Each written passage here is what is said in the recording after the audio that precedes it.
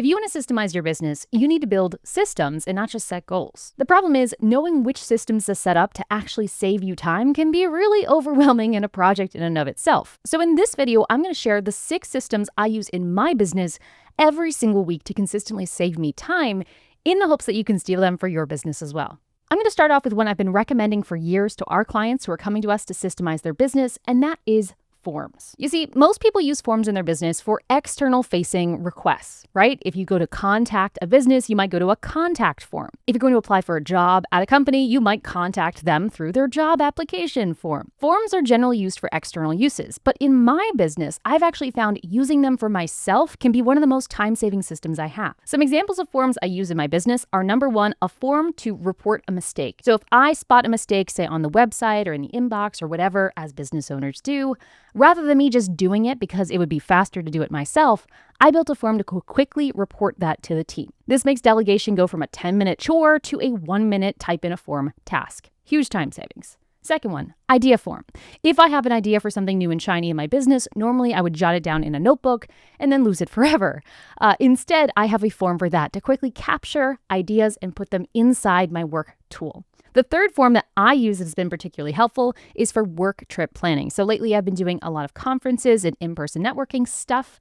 And every time I find one of those events, I previously would have to think about all the logistics of planning and organizing and booking flights and all this other stuff. I could have gone to a travel agent, but that felt like a lot of extra steps, especially in today's AI age. So I built a form. Every time I fill in that form with basic information about the travel I have upcoming, it automatically creates a series of tasks for my team to help coordinate all that needs to happen. Some things I have to do, some things other people do, but all of those actions are instantly created from that one form. These forms don't just save me 20-30 minutes on creating a bunch of tasks that I have to then do or delegate later. They also save me time because I can access them very quickly on the go. The way I added these to my phone, by the way, is by sending the link to the form to my phone, whether by texting, emailing, whatever, opening that link, and then using the browser settings to add that as a shortcut to my homepage. This works for Apple, Android, whatever else, but it's a really time-saving tip that I share with pretty much all my clients. Now, speaking of sharing, the second system I have is one that is set up once and then is always just saving me time every single week, and that is a system of having transparent information across my entire company. At ProcessDriven, everything's pretty much shared by default, from communication to tasks. It's all right there. The only exception to this is passwords, where we try to keep those secure and separate, but otherwise, sharing is caring. And by the way, when I'm talking about how-tos or SOPs, I'm talking about standard operating procedures. In other words, instructions for how to do things in your business. I'm not just sharing them with the one person who needs them. Everyone has access.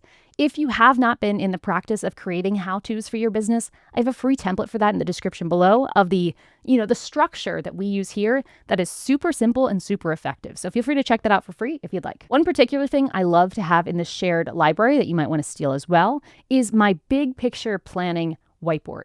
This is my big picture where I start to map out, here's what ProcessDriven does today, here's where I see us in 5 years, and here are the major steps I think it takes to get us there. This is big picture vision stuff, but with some tactical stepping stones. This is something I'm updating all the time, and I do communicate it to my team, but even if they want to hear what I'm thinking about before I actually say it, all team members have access to this whiteboard that has been now growing and evolving with the business for years. The next system is one for decision making, because if you know anything about being a small business owner, it means you are making a ton of decisions every day. And you can try to streamline some of them are just unavoidable.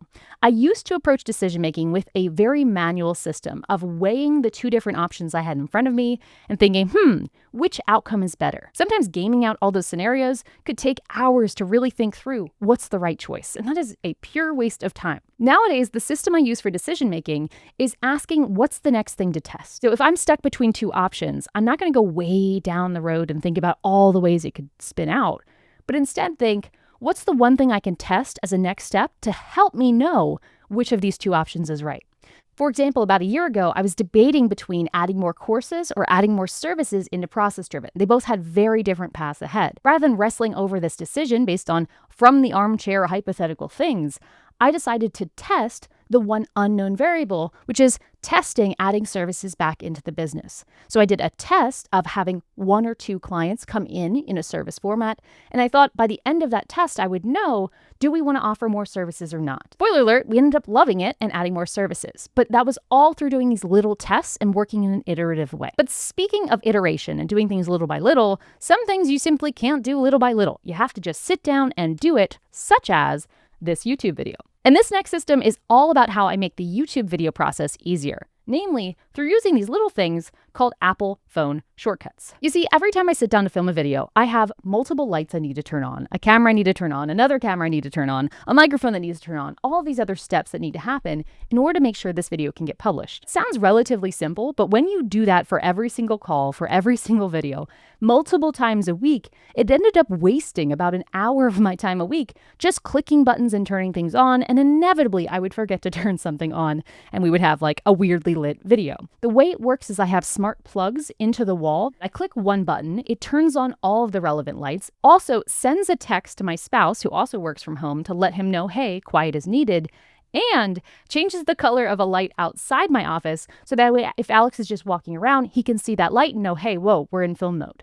The reason this is so important to me is the cost of being interrupted in a YouTube video is really high. I lose my flow, I have to start all over, and because this happens so often and it's so labor intensive, to me, setting up this one automation has easily saved me 1 to 2 hours every single week since I've set it up. Not just from the manual clicking around, but from the lack of interruptions and the ability to get a video through without having to have things stop.